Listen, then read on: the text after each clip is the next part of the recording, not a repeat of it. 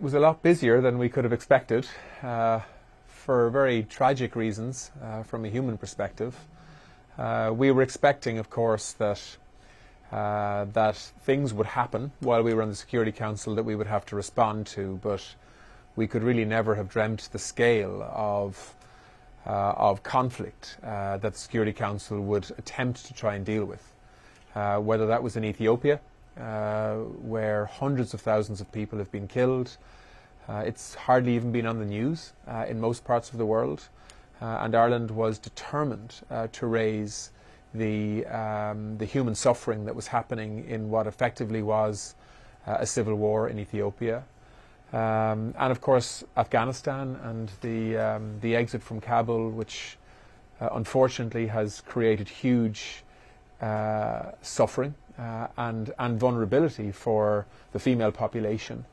I never thought that as a foreign minister and as a defence minister for Ireland that I'd be witnessing a war on this scale on the continent of Europe again. I mean, this is brutality and aggression, the level of which we haven't seen since the Second World War, where a military superpower, Russia, has decided to try and change international borders by force, by not only targeting Ukraine in terms of their military, but now unapologetically and blatantly targeting civilians and civilian infrastructure as well, to try and make life impossible for and in Ukraine.